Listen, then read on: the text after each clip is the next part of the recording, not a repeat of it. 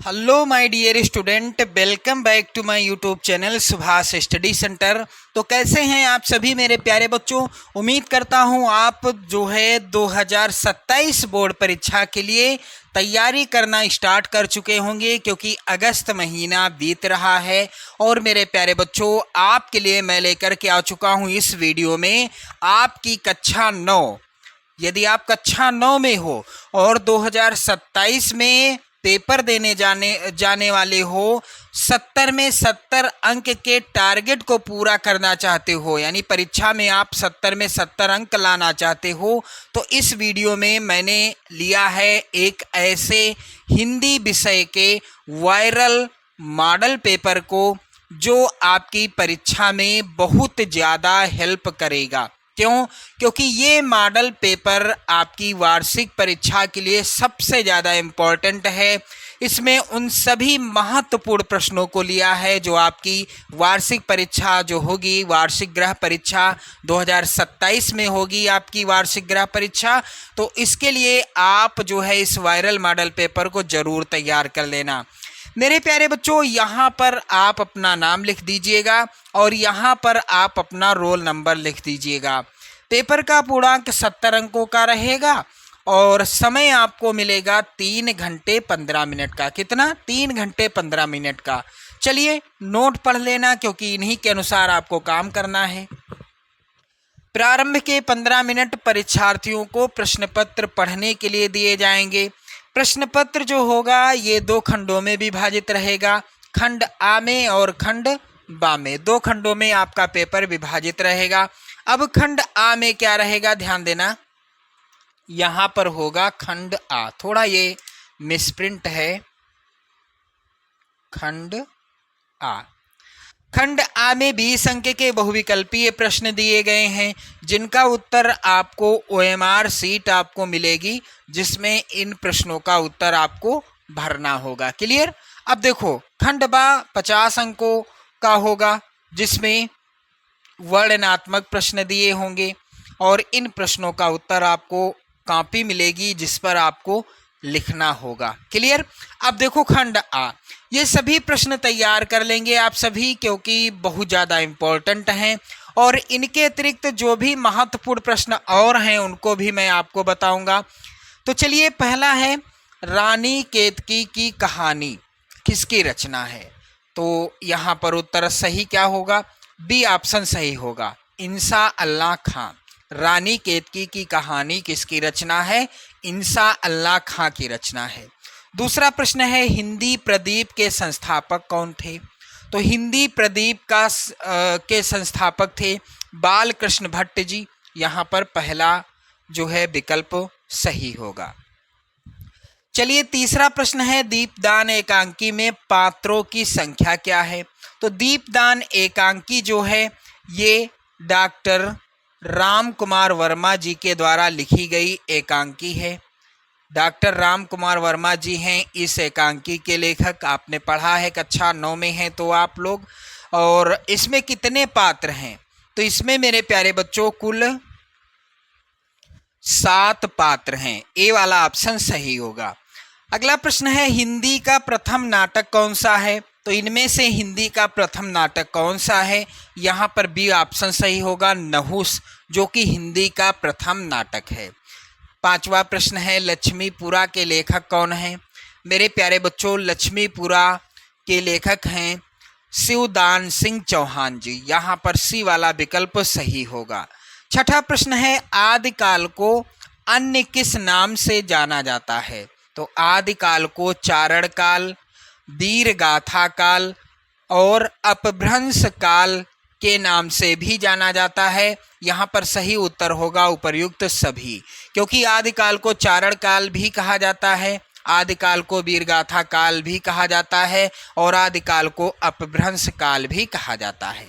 चलिए मेरे नन्हे मुन्ने प्यारे बच्चों, 7वां प्रश्न है परमाल रासों के रचयिता कौन हैं? तो परमाल रासों का एक नाम और है, और वो नाम क्या है? आल्हखंड। परमाल रासों को आल्हखंड के नाम से भी जाना जाता है, आप लोग याद रखिएगा। तो ये जो है रचना है किसकी? डी वाला ऑप्शन सही होगा, जगनिक जी की है। 8वां प्रश्न है वीरगाथा काल के कवि हैं, तो इनमें से वीरगाथा काल के कवि कौन हैं? वीरगाथा काल को आदिकाल के नाम से जाना जाता है और इस काल के कवि हैं चंद बरदाई जी। इनकी प्रसिद्ध रचना आप लोग याद कर लेना, पृथ्वी राज राशो के लेखक कौन हैं? चंद बरदाई जी हैं। क्लियर।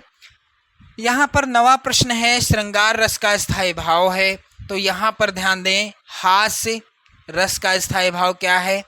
हास है। शांत रस का स्थायी भाव क्या है? सम या निर्वेद है। करुण रस का स्थायी भाव क्या है? शोक है। तो यहाँ पर हास्य रस का श्रृंगार रस का स्थायी भाव क्या है? रति है। पहला ऑप्शन सही होगा। चलिए, दोहे के पहले और तीसरे चरण में कितनी मात्राएं होती हैं? तो दोहे के पहले और तीसरे चरण में मेरा यहाँ पर विकल्प मेरे प्रश्न का सही होगा ए वाला, 13-13। दोहे के पहले और तीसरे चरण में, पहले और तीसरे चरण में 13-13 मात्राएं होती हैं। दोहे के दूसरे और चौथे चरण में 11-11 मात्राएं होती हैं। ये भी आप लोग याद कर लेना। अगला प्रश्न है रहीमन पानी राखिए बिन पानी सब सून, पानी गए न उबरे मोती मानुष चून में कौन सा अलंकार है? तो मेरे प्यारे बच्चों, ये जो है श्लेष अलंकार का बहुत ही प्रसिद्ध उदाहरण है। 12वां प्रश्न है माता पिता दिन रात आदि के बीच किस विराम चिन्ह का प्रयोग हुआ है? तो इसमें है ये जो चिन्ह है इसे क्या कहते हैं मेरे प्यारे बच्चों? योजक चिन्ह कहते हैं। क्लियर। अब देखो, अगला प्रश्न है मयूर का तद्भव रूप क्या होगा? तो मयूर का तद्भव रूप हो जाएगा मोर, आप सभी जानते हैं, पहला ऑप्शन सही है। निराकार का विलोम क्या होगा? साकार हो जाएगा, पहला ऑप्शन सही है। आगंतुक, अभ्यागत, मेहमान आदि कहलाते हैं, तो ये सभी क्या कहलाते हैं? पर्यायवाची कहलाते हैं। चलिए, अगला प्रश्न है सप्त सिंधु में समास कौन सा है? तो सप्त सिंधु में द्विगु समास है, यहाँ पर बी ऑप्शन सही हो जाएगा। और 17वां प्रश्न है महेशा में संधि है, तो महेशा में कौन सी छंदि है? महेशा में कौन सी संधि है? तो यहाँ पर राइट आंसर क्या होगा? गुण संधि, दीर्घ, अयाधि या पूर्व रूप। इसका उत्तर हो जाएगा गुण संधि है। अगला है चतुर्थी विभक्त है, तो चतुर्थी विभक्त इनमें से किसमें है? तो यहाँ पर राइट आंसर डी वाला ऑप्शन सही होगा, संप्रदान कारक में। लिखंत रूप किस लकार का है? देखो मेरे प्यारे बच्चों, प्रश्न पूछा गया है कि लिखंत रूप ये किस लकार का है, तो इसका उत्तर क्या हो जाएगा? लिखंत है लोट लकार का, यहाँ पर सी विकल्प सही होगा। पावकह का संधि विच्छेद क्या होगा? तो पौ प्लस अकह हो जाएगा, सी वाला ऑप्शन यहाँ सही होगा।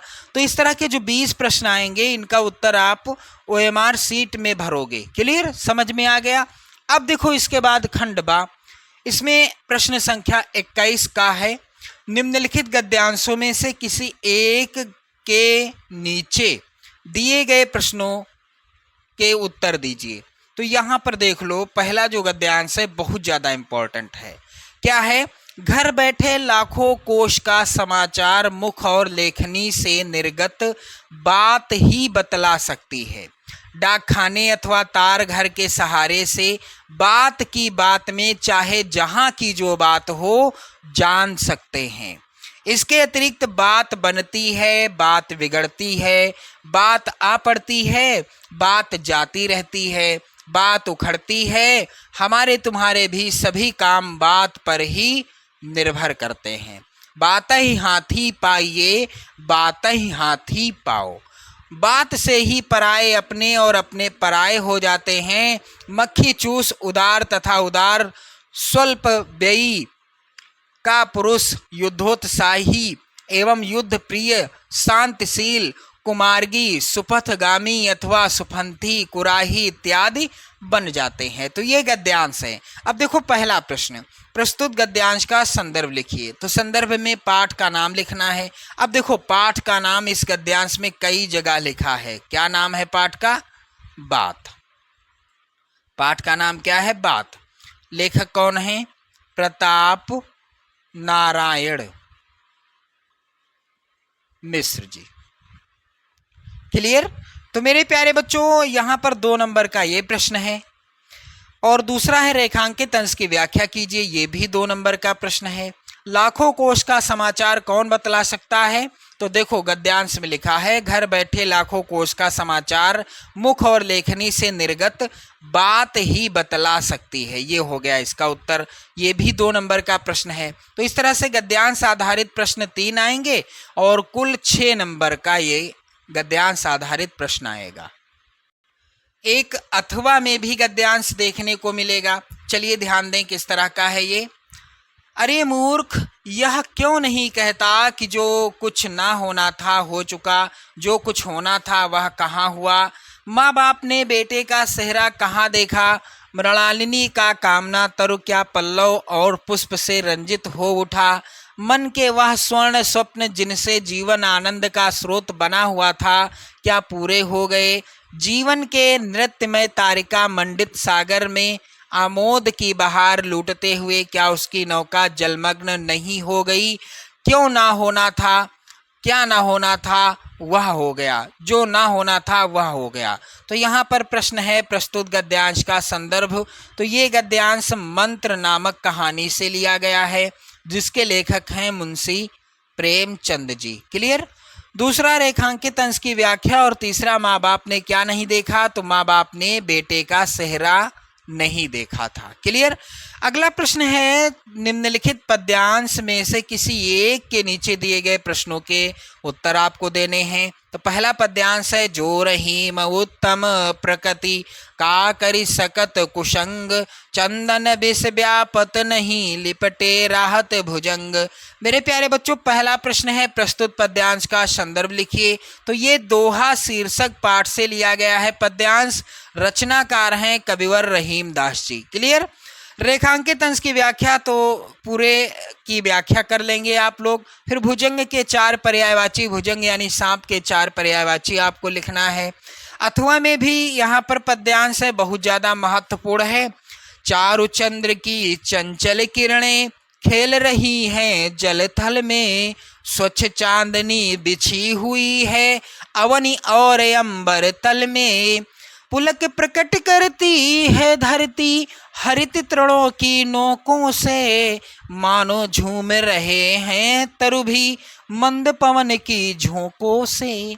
पहला प्रश्न है यहाँ पर प्रस्तुत पद्यांश का संदर्भ लिखिए। तो मेरे प्यारे बच्चों ये पद्यांश लिया गया है पंचवटी शीर्षक पाठ से और इसको लिखा है किसने? मैथिली शरण गुप्त जी ने, जिन्हें राष्ट्र कवि की उपाधि से सम्मानित किया गया था। तो आपको एक ही पद्यांश करना है। क्लियर। रेखांकित अंश की व्याख्या करना है। चारु चंद्र की चंचल किरणें में कौन सा अलंकार है? तो यहाँ पर है अनुप्रास अलंकार। कौन सा? अनुप्रास अलंकार है, क्योंकि चा वर्ण की आवृत्ति बार बार हुई है। अगला है प्रश्न यहाँ पर 23 का। निम्नलिखित संस्कृत गद्यांश में से किसी एक का संदर्भ सहित हिंदी में अनुवाद आपको करना है। मेरे प्यारे बच्चों यहाँ पर पहला गद्यांश है सदाचारः नाम नियम संयमयो पालनम इंद्रियः संयमः सदाचारस्य मूले तिष्ठति।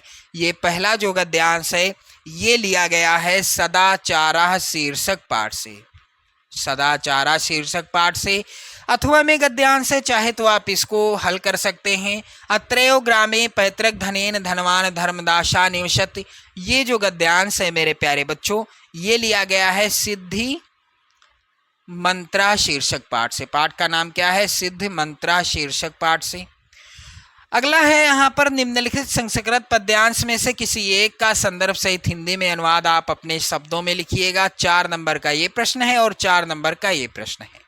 तो अस्तो माँ शतगमे तमसो माँ ज्योतिर्गमे मृत्योर माँ मृतम गमे। वंदना शीर्षक पाठ से लिया गया है यहाँ पर जो पहला पद्यांश है। अथवा में यहाँ पर है चक्षुषा मनसा वाचा कर्मणा चा चतुर्विधम। ये किस पाठ से है मेरे प्यारे बच्चों? सुभाषितानि। सुभाषितानि शीर्षक पाठ से है। क्लियर। अब देखो अगला प्रश्न, दीपदान एकांकी की कथा वस्तु संक्षेप में लिखिए। 5 नंबर का प्रश्न। चाहे तो आप अथवा वाले प्रश्न का उत्तर दे सकते हैं। नए मेहमान एकांकी का सारांश लिखिए। फिर अगला 25 का प्रश्न है, निम्नलिखित लेखकों में से किसी एक का जीवन परिचय आपको लिखना है और उनकी किन्हीं 2 रचनाओं के नाम लिखने हैं। तो पंडित प्रताप नारायण मिश्र, डॉक्टर हजारी प्रसाद द्विवेदी और महादेवी वर्मा, तीनों लेखकों का जीवन परिचय और इनकी 2 रचनाओं के नाम जरूर याद कर लीजिएगा। क्लियर। फिर अगला प्रश्न है, निम्नलिखित कवियों में से किसी एक कवि का जीवन परिचय आपको लिखना है और उनकी किन्हीं 2 रचनाओं का नाम भी लिखना है। कबीरदास, रहीम, हरिवंश राय बच्चन, तीनों कवि सबसे ज़्यादा इम्पोर्टेंट हैं और तीनों कवियों का जीवन परिचय और इनकी 2 रचनाओं के नाम याद कर लेना आप सभी लोग। अगला प्रश्न है, अपनी पाठ्य पुस्तक से कंठस्थ किया हुआ कोई एक श्लोक लिखिए जो इस प्रश्न पत्र में ना आया हो। और अगला है प्रश्न, निम्नलिखित प्रश्नों में से किन्हीं 2 प्रश्नों के उत्तर संस्कृत में देना है। 4 नंबर का प्रश्न आएगा। तो यहाँ पर जो प्रश्न दिए गए हैं आप इनके उत्तर तैयार कर लीजिएगा, बहुत ज़्यादा इम्पोर्टेंट हैं सभी प्रश्न। 28वां प्रश्न है, निम्नलिखित मुहावरे एवं लोकोक्ति में से किसी एक का अर्थ बताते हुए वाक्य प्रयोग कीजिए। तो मेरे प्यारे बच्चों, अक्ल पर पत्थर पड़ना, आँखों का तारा होना, आम के आम गुठलियों के दाम, अक्ल बड़ी या भैंस, तो ये जो हैं किसी एक का आपको अर्थ लिखना है और वाक्य प्रयोग भी करना है। चलिए 29वां प्रश्न है, निम्नलिखित में से किन्हीं 2 वाक्यों का संस्कृत में अनुवाद आपको करना है। जैसे कि राम शहर में रहता है, वह विद्यालय जाता है, मेरे मित्र ने पुस्तक पढ़ी, वह खेत में खेल रहे हैं, सीता घर जाती है। चलिए अगला और अंतिम प्रश्न है इस मॉडल पेपर का, अस्वस्थ होने के कारण अवकाश के लिए एक प्रार्थना पत्र आपको लिखना है प्रधानाचार्य को, और अथवा में है प्रधानाचार्य को आवेदन पत्र, छात्रवृत्ति के लिए एक प्रार्थना पत्र लिखिए। तो ये दोनों इम्पॉर्टेंट हैं, आप ज़रूर तैयार कर लीजिएगा। और आपसे एक बार फिर मैं रिक्वेस्ट करता हूं कि आप इस वीडियो को शेयर कर दें अपने उन सभी प्यारे मित्रों में जो आपकी कक्षा में हैं, और साथ ही साथ इन सभी वायरल प्रश्नों को ज़रूर तैयार कर लीजिएगा। जय हिंद।